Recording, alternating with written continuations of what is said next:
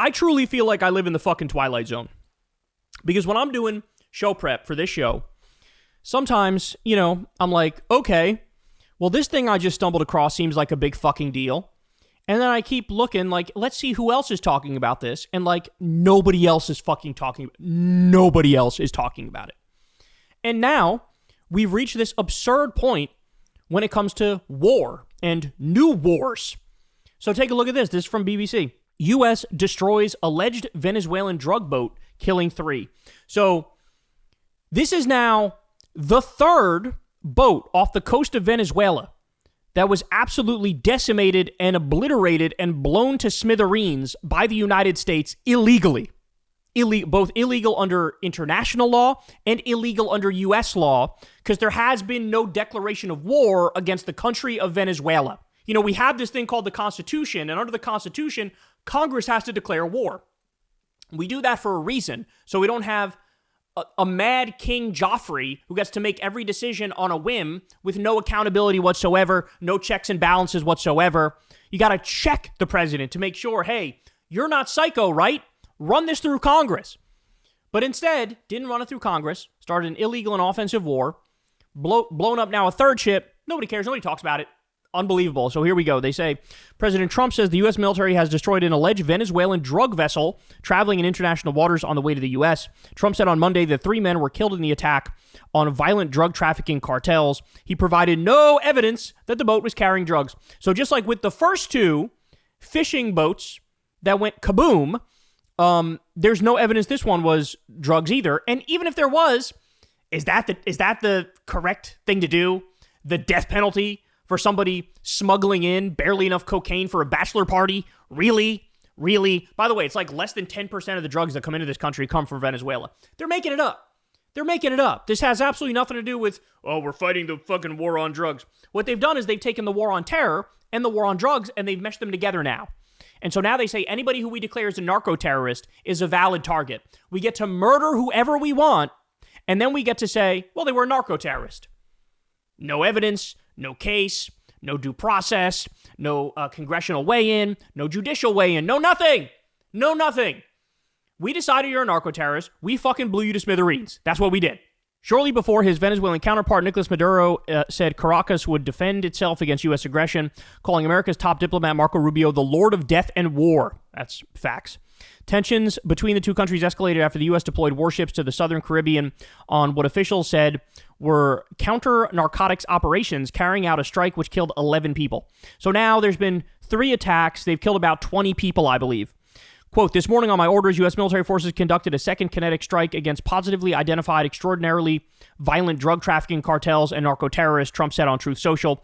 These extremely violent drug trafficking cartels pose a threat to U.S. national security. That's the most made-up shit I've ever seen in my life.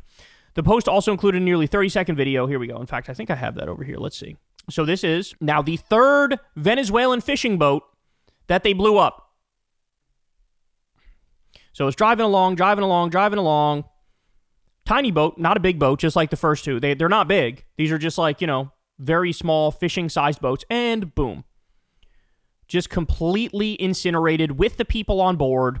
No care, no concern for who it is, what they're doing, what their story is.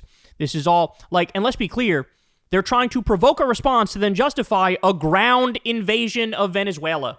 That's what's happening. The clandestine deployment of elite U.S. Special Operations Forces to the Caribbean suggests that strikes or commando raids inside Venezuela itself may be in the works. So I reported on this for you guys that the government of Venezuela was saying, hey, bro, just so you know, we think the U.S. is going to do a false flag attack. We think they're going to stage some shit where their own shit blows up. They're going to blame us, and they're going to use that to try to invade, do regime change, boots on the ground, all of that stuff, right? So that's what the government of Venezuela officially was warning, just so you know, we're not going to attack. We're not doing shit.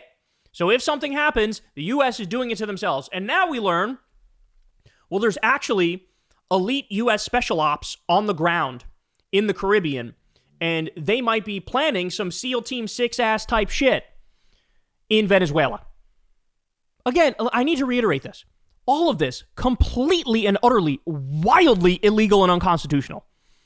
They didn't even bother. Again, back in the day, they at least gave you the respect to fucking lie to you. Bush at least had to try to pretend like, no, you don't get it. Saddam Hussein worked with Osama bin Laden. Weapons of mass destruction. Like, that's what they would do. 2 years of propaganda to get you to go, okay, I guess we got to go to war with Iraq. Now, there's no arguments. There's no documentaries.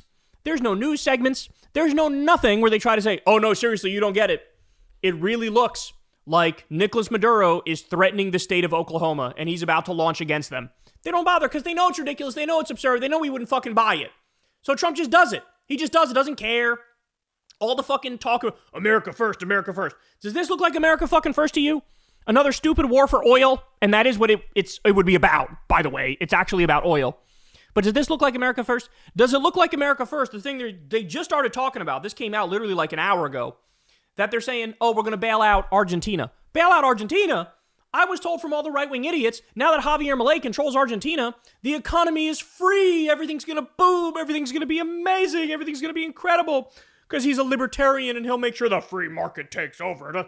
Wow, would you look at that? Skyrocketing inflation, skyrocketing poverty. They already took an IMF bailout, and now the U.S., the Treasury Secretary is like, oh, we're going to bail them out. What happened to America first?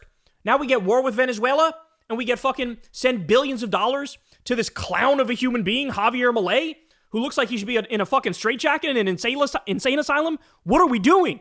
What are we doing? Wake up. If you're MAGA, wake the fuck up. Wake up. Even if you just stay true to what you claimed were your own principles, I'm sorry, you can't be part of this fucking clown show anymore. War with Venezuela and bail out Argentina? Really? Really?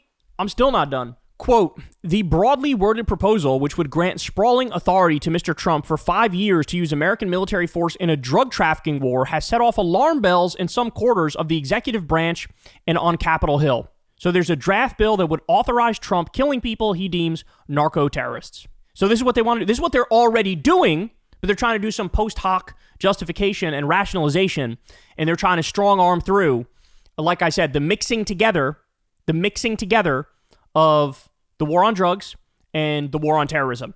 That's what he's doing. And so here we are. By the way, I forgot to add this at the last second, but there's another. At first, we heard 3 warships are going to the region. Then we heard 7. The new update is there are 10 warships.